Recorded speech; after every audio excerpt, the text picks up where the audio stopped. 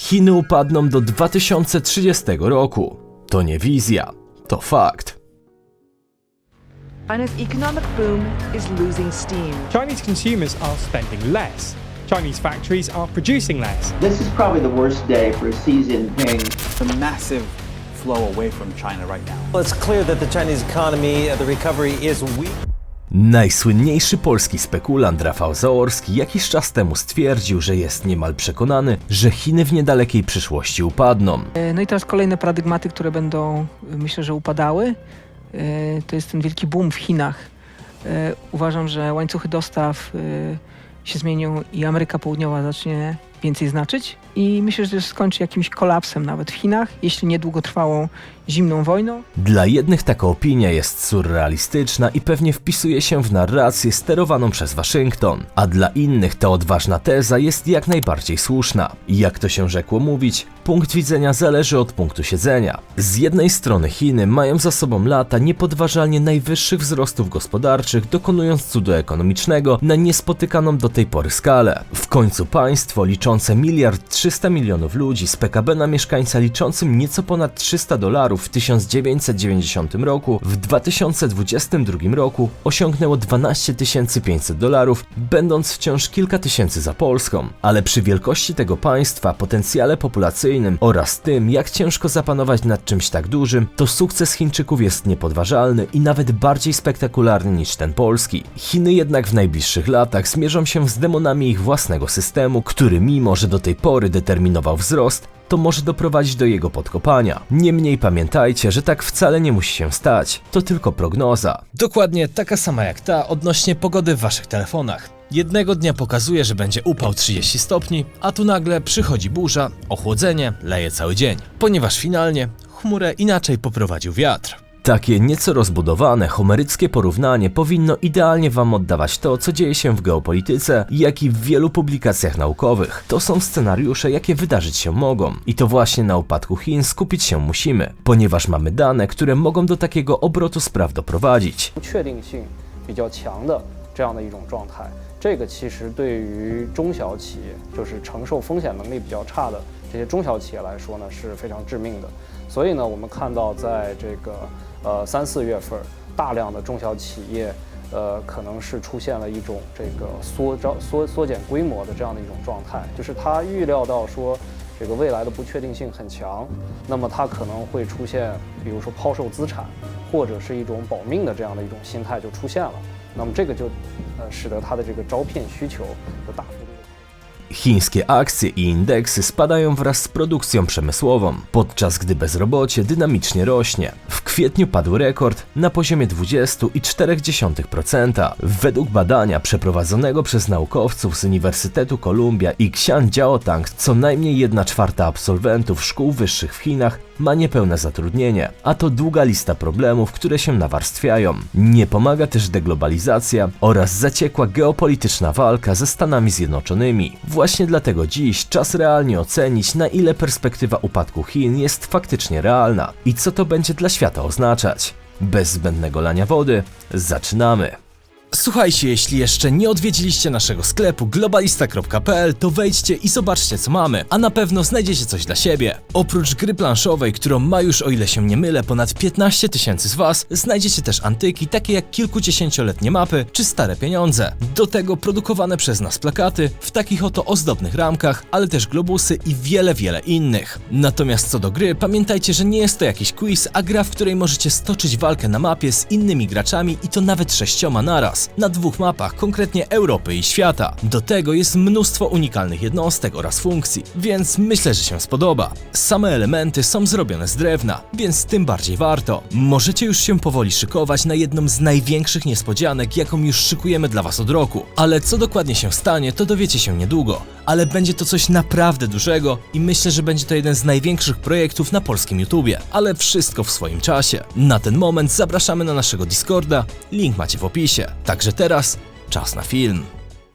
Cały świat skupia się teraz na jednym wydarzeniu, czyli rywalizacji dwóch mocarstw, które roszczą w sobie prawa do roli globalnego hegemona. Po jednej stronie barykady mamy Chiny, po drugiej Stany Zjednoczone. Wyścig trwa w najlepsze. Liczy się wszystko. Dostęp do zasobów, dostęp do danych, demografia, rozwój gospodarczy, rozwój armii i wiele, wiele więcej. Amerykanie do tego wyścigu są już przyzwyczajeni. Mają go wpisanego w krew. Jest to pewna cecha, która buduje siłę tego narodu. Chęć dominacji nad wszystkim i każdym. Duży wygrywa. I tu rodzi się pytanie, ile Chińczycy mogą znieść życia w konkurencji i ciągłym napięciu. Chiny w tym wyścigu tak naprawdę biorą udział zaledwie od około 40 lat. Od czasu, kiedy na mocy zmian ustrojowych zapoczątkowanych przez Danga Xiaopinga państwo środka częściowo otworzyło się na zachód i tu kluczowy element, który podkreślimy sobie teraz na ekranie, otworzyło się na zachód. Wraz z powstaniem specjalnych stref ekonomicznych w Szanghaju, a później Dolinie Rzeki Perłowej, do Chin przybyli zagraniczni inwestorzy, którzy otworzyli tam swoje pierwsze fabryki. Była to pierwsza faza boomu gospodarczego. Unlike Mao and many others,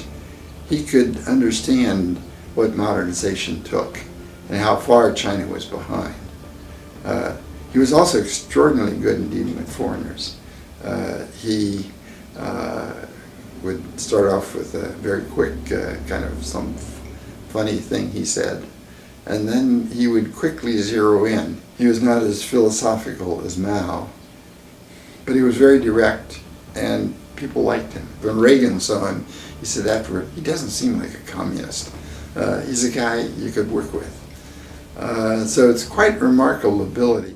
Technologia, która przybywała, dała też inspirację chińskim przedsiębiorcom, a same władze robiły wszystko, żeby wyciągnąć z tego jak najwięcej know-how. Gospodarka chwilę później eksplodowała. Wzrosty nie liczyły w skali roku 5, 10 czy 15%, a nawet ponad 30%, co jest wartością niespotykaną w skali świata, patrząc na wielkość i populację tego kraju. Zatem zgniły kapitalistyczny Zachód zaszczepił w samych Chińczykach ducha kapitalizmu. Powstali pierwsi producenci, którzy mimo że pod kontrolą państwa stworzyli wielkie firmy i dorobili się gigantycznych fortun, a wraz z nimi kraj zaczął się rozwijać w niespotykanym tempie. W ten sposób dziś na przykład jednym z najbogatszych Chińczyków, którzy jako pierwsi weszli w erę chińskiego kapitalizmu, jest 69-letni założyciel i prezes firmy produkującej napoje Nongfu Spring oraz większościowy właściciel Beijing Wantai Biological Pharmacy Enterprise. Zhong Shanshan dysponuje majątkiem netto opiewającym na 62 miliardy i 300 milionów dolarów. To tyle, ile wynosi cała gospodarka Serbii, czy też województwa dolnośląskiego. W Chinach jednak w dalszym ciągu mamy do czynienia z państwem centralnie planowanym, z komunistyczną partią Chin na czele, która ma wpływ na największe państwowe spółki, ale także strategię gospodarczą. Brzmi znajomo. Nie można też powiedzieć, że kraj ten nie ma demokracji, a członkowie partii się nie zmieniają. To w pewnym stopniu kłamstwo. Wybory są na szczeblu lokalnym, a do partii, chociaż to niezmiernie trudne, mogą wejść także zwykli Chińczycy. Niemniej model centralnie planowany z elementami ścisłej cenzury, wymogu dzielenia się know-how dla zagranicznych firm oraz alienacji powoduje, że to zamknięcie może skończyć się podobnie jak inicjatywa muru chińskiego, który mimo że miał chronić Chiny przed wrogami, aby ci nie mieli jak zabrać ich technologii, to finalnie doprowadził ich do upadku. Co więcej, w dalszym ciągu wpajanie młodym, że Mao to ich niepodważalny idol, przywódca wszechczasów, oczywiście ugruntuje pozycję komunistycznej partii Chin, ale jednocześnie buduje zagrożenie, które już raz system w tym kraju zmieniło.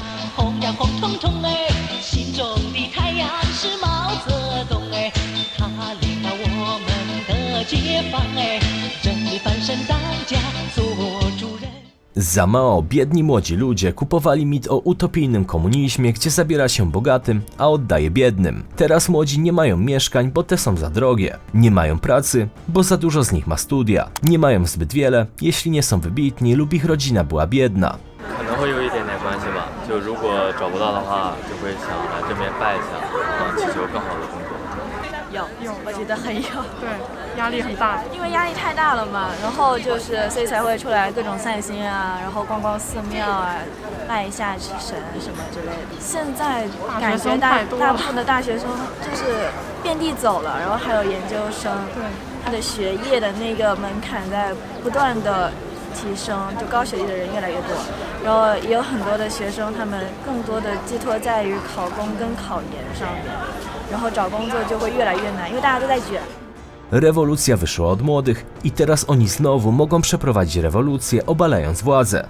Jednym z przykładów, że już się buntują, jest na przykład dumping, czyli powszechna idea promowana w social mediach. Polega ona na tym, że ma odrzucać wyścig szczurów. Zamiast tego lepiej pograć, odpocząć niż pracować w modelu 996, czyli 12 godzin pracy 6 dni w tygodniu. A to jak do tej pory był motor napędowy chińskiej gospodarki, gwarant jej wzrostu i produktywności. Co więcej, młodzi Chińczycy wprowadzili komunizm. Młodzi chcieli obalić komunizm na placu Tiananmen i młodzi albo go obalą, albo przyczynią się do jeszcze głębszej indoktrynacji. Analitycy śledzący chińską scenę polityczną są zgodni. Xi Jinping dobrze zabezpieczył swoją trzecią kadencję, rządząc Chinami najdłużej od czasów Mao. Przewodniczący Chińskiej Republiki Ludowej w przeciwieństwie do swoich poprzedników nie chce już działać w ukryciu. Jest przekonany, że Chiny są na tyle potężne, że mogą dyktować swoje warunki w regionie bez zbytniego martwienia się o reakcję ze strony Zachodu, a szczególnie Stanów Zjednoczonych. Łamanie praw człowieka w prowincji Xinjiang, podporządkowanie Hongkongu w 2020 roku poprzez wprowadzenie ustawy o bezpieczeństwie narodowym i rosnące militarne zastraszanie Tajwanu wzmocniły poczucie zagrożenia ze strony Chińskiej Republiki Ludowej w środowisku międzynarodowym. Tym bardziej, że państwo środka regularnie rozmawia z Rosją i popiera jej atak na Ukrainę.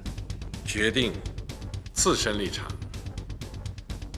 始终坚定站在和平一边，站在对话一边，站在历史正确一边。我期待继续通过各种方式同普京总统保持密切沟通，共同引领中俄关系行稳致远。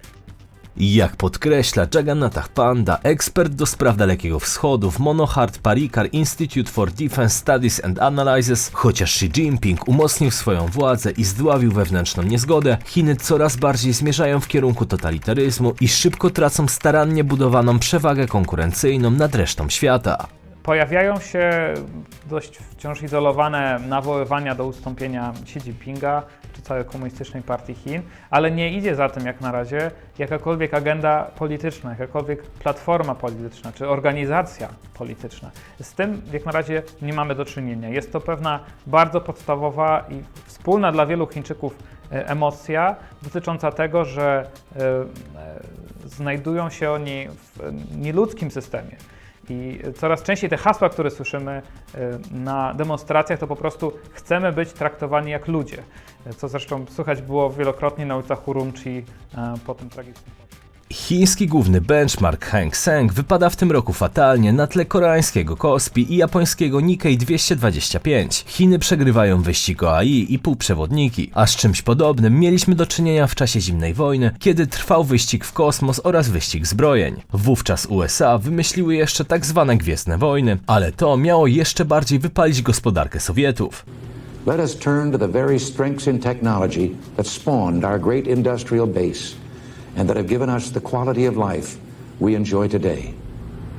What if free people could live secure in the knowledge that their security did not rest upon the threat of instant U.S. retaliation to deter a Soviet attack, that we could intercept and destroy strategic ballistic missiles before they reached our own soil or that of our allies? Amerykanie po podobną broń mogą sięgać nawet teraz, a Chiny i tak są już na skraju wytrzymałości. Dług w gospodarce chińskiej sięgnął w pierwszym kwartale 2023 roku rekordowych 279,7% i powiększył się o 7,7 punktów procentowych w porównaniu z poprzednimi 3 miesiącami. Leżące blisko granicy z Rosją miasto Hegang, uginając się pod ciężarem długu w 2021 roku, musiało zastosować terapię szokowego zaciskania pasa. Wkrótce podobny los może czekać wiele innych chińskich prowincji, zauważa agencja Bloomberga.